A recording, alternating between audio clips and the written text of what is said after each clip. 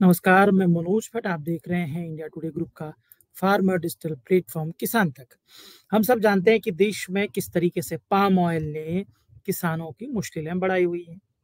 सस्ता imported palm oil किस तरीके से सरसों किसानों को परेशान करता रहा है, किस तरीके से सोयाबीन किसानों को परेशान करता रहा है और मौजूदा वक्त में सोयाबीन किसानों की किस तरीके से सस्ते इंपोर्टेड पाम ऑयल ने परेशानियां बढ़ाई थी और उसके बाद सरकार ने महाराष्ट्र विधानसभा चुनाव से पहले एक बड़ा फैसला लेते हुए पाम ऑयल की इंपोर्ट ड्यूटी पर 20% की बढ़ोतरी की है। कुल जमा भारतीय किसानों जो भारतीय दलहनी तिलहनी फसलें हैं जिसमें सरसों, सोयाबीन, मूंगफली, तिल, ये जो फसलें हैं इनको नुकसान पहुंचाने में पाम ऑयल की भूमिका किससे छुपी नहीं है। मलेशिया और इंडोनेशिया से आने वाला पाम ऑयल किस तरीके से देश की किसानों की फसल को नुकसान पहुंचाता है और कैसे किसानों को अपनी फसल बेचने में परेशानियों का सामना करना पड़ता है। कहानी बस इतनी ही है कि देश में जितनी ज़रूरत है, उसकी तुलना में खाद्य तेल का उत्पादन नहीं होता है और घरेलू खाद्य तेलों की ज़रूरतों को पूरा करने के लिए भारत सरकार विदेशों से एडिबल ऑयल इंपोर्ट करती है, जिसमें अकेले 60% हिस्सेदारी पाम ऑयल की है। अब जो फैसला निकल के आया है, जो तमाम चीज़ें कि भारत सरकार देश में पाम यानी कि ताड़ की खेती को बढ़ावा दे रही है। ताड़ की खेती को बढ़ावा देने के मायने क्या निकलते हैं, कितना ताड़ की खेती को कितना बढ़ावा देने का कॉन्सेप्ट है, किस तरीके से कितने सालों में ताड़ की खेती बढ़ जाएगी और सरसों सोयाबीन किसानों के लिए क्या मैसेज है, इस पर आज बात करते हैं। हम सब जानते हैं कि देश में सरसों, अगर हम तिलहनी फसलों की एक की बात करें कि किस तरीके से सरसों किसानों को तकरीबन 1000 से 1500 रुपए कम में फसल, एमएसपी से 1000 से 1500 रुपए कम में फसल बेचने को मजबूर होना पड़ा। उसके पीछे का मुख्य कारण यही था कि कहीं न कहीं देश में सस्ते इंपोर्टेड पाम ऑयल की सप्लाई ज़्यादा थी, क्योंकि रिफाइंड, अगर हम लोग बात करें, refined palm oil 12.5 import duty के साथ आ रहा था, तो वहीं क्रूड कच्चा पाम ऑयल जो है वो 5% एग्रीकल्चर सेस सिर्फ लगा हुआ था, उसमें कोई भी इंपोर्ट ड्यूटी नहीं थी, तो 5% पर ही आ रहा था। तो इससे किसानों का, सरसों किसानों को नुकसान का सामना करना पड़ा। कुछ यही हाल सोयाबीन किसानों के साथ भी हुआ। लगातार पाम ऑयल किसानों का दुश्मन बना हुआ है, लेकिन भारत सरकार देश में एडिबल ऑयल की सप्लाई को दुरुस्त करने के लिए पाम ऑयल को बढ़ावा दे रही है। इस पर मैं आपको बताऊंगा। असल में बीते दिनों गुवाहाटी में, जो असम की राजधानी गुवाहाटी है, वहां पर स्थायी अ, पाम तेल की खेती पर 2 दिवसीय एक राष्ट्रीय स्तर की बैठक हुई है, जिसमें इस तमाम विषयों पर बातचीत की गई है। उसमें इस बैठक में सरकारी निकायों, निजी कंपनियों, किसानों और अंतर्राष्ट्रीय संगठनों के प्रमुख जितने भी स्टेक होल्डर्स हैं, वो शामिल हुए हैं और देश के अंदर पाम ऑयल की खेती को बढ़ावा देने पर चर्चा हुई है।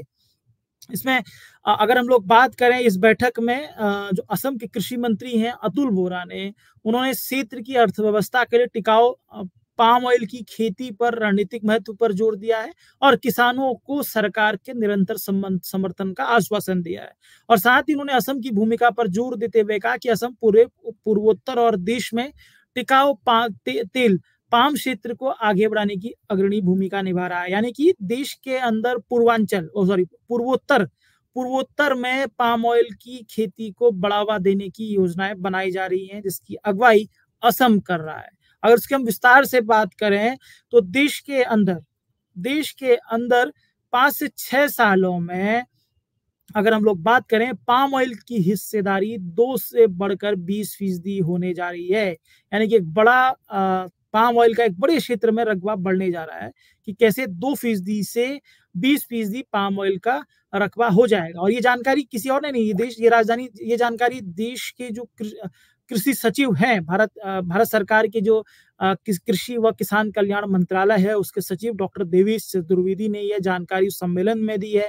उन्होंने सम्मेलन में बोलते हुए कहा कि देश की खाद्य सुरक्षा सुनिश्चित करने के लिए, खाद्य तेल उत्पादन में आत्मनिर्भरता प्राप्त करने के लिए और राष्ट्रीय उद्देश्य को प्राप्त करने के लिए पाम ऑयल की खेती जरूरी है। सभी हितधारकों से सुनिश्चित करने के लिए उन्होंने साथ आने को कहा और घरेलू स्तर पर उत्पादित पाम ऑयल का हिस्सा 2% से बढ़ाकर 20% करने का लक्ष्य रखा गया और इसके लिए 5 से 6 साल, यानी कि अगर हम लोग बात करें कि 2030 तक, मोटे तौर पर इसको समझें तो 2030 तक देश में पाम ऑयल का जो रकबा है वो 2 से 20% करने की बात है। ये अगर हम लोग उसको समझें साथ ही साथ जो पूर्व सचिव हैं कृषि और किसान कल्याण मंत्रालय की संजय अग्रवाल, उसमें वो भी शामिल थे।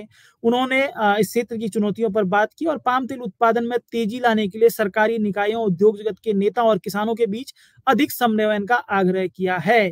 कुल जमा देश के अंदर जो स्थिति है वो स्पष्ट है कि देश में कहीं ना कहीं पाम ऑयल जो है, पाम ऑयल की खेती को बढ़ावा देने की रूपरेखा बना दी गई है। दो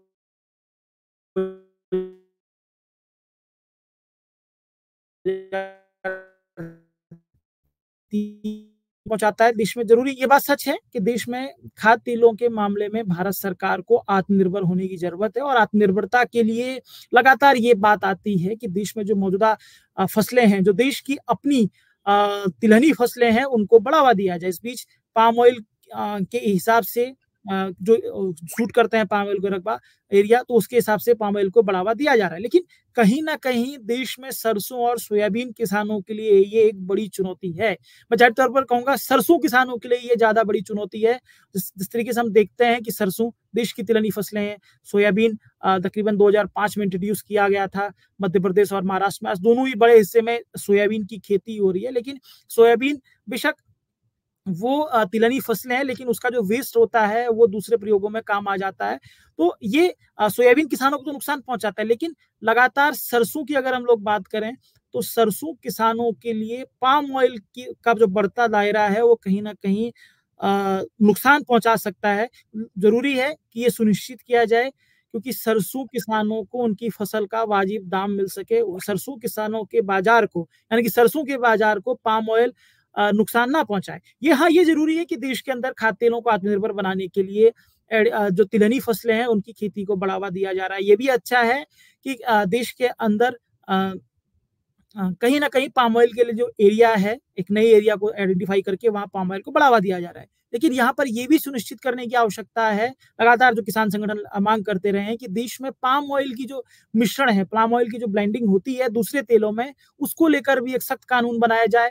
सरसों तेल के नाम पर या दूसरे तेलों के नाम पर, सरसों में पाम ऑयल की ब्लेंडिंग बंद हो गई है पिछले कुछ सालों से, लेकिन दूसरे तेलों के में ब्लेंडिंग को लेकर एक सख्त कानून बनाया जाए जिससे आम आदमी को पता हो कि ये पाम ऑयल है, ये सरसों का तेल है। तो ये चीजें भी सुनिश्चित करने की जरूरत है और अगर ये चीजें सुनिश्चित होंगी तो जाहिर पर सरसों और सोयाबीन किसानों को उस तरह का नुकसान नहीं होगा जिस तरह का सरसों और सोयाबीन किसानों को पाम ऑयल मौजूदा वक्त में नुकसान पहुंचा रहा है। तो बेहद जरूरी है कि देश के अंदर पाम ऑयल का रकबा बढ़े। अच्छी बात है।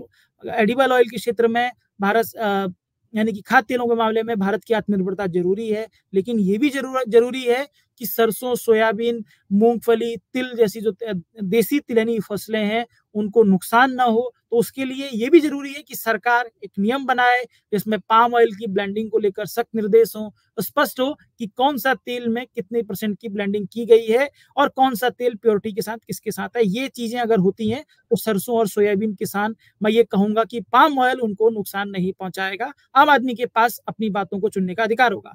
कुल जमा ये हमारी छोटी सी कोशिश थी इस वाले मामले पर। अगर आपको हमारा ये कार्यक्रम अच्छा लगता है तो शेयर, सब्सक्राइब, लाइक जरूर कीजिए। इसी के साथ ही इजाजत दीजिए, आप सबसे फिर मुलाकात होगी।